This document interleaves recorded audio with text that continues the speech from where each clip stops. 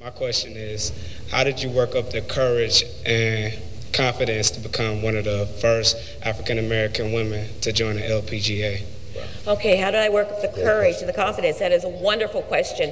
Do you know, I followed in actually the footsteps of my parents and of my father, and they gave me the courage all along from a youngster. You know, I started playing when I was very, very young, and from the examples that they had set, because it wasn't always hard, it wasn't always easy. I mean, even when I was on the tour, I'd received threat letters on my life, and I remember calling home and talking to my parents, and they never said, "Come home."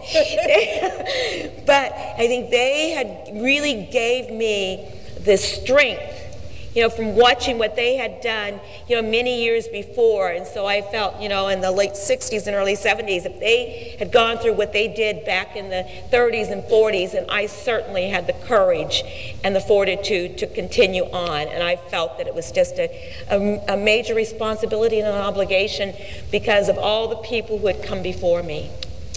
What advice would you give to John Hayes students about courage? Renee? Well, I think I want to, I'm going to read a piece from my father's book about a little bit about his life and where he felt that people should continue to go. But you know, courage to me means bravery. It means stepping out and maybe doing something that maybe no one else has ever done, but it's something that you can do. And it's an attitude of, you know, no matter what other people think, and you cannot allow other people to define you as a person. And I'm just going to read a little bit about what my father had said in his autobiography. I have to put these on. That's all right. I understand. But at the end of his book here, he says that may the struggle and triumph of my life wrap itself around you with a healing and understanding that sends the message to forgive and move on.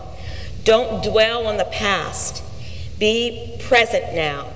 Write on your heart that hope triumphs over bitterness and love conquers hate. Believe in yourself, even if no one else does. Never let anyone or anything stand in your way of accomplishing something for the greater good. Stand firm, stand tall, never give up, and never give in. And that actually was my father, William Powell. That's wonderful.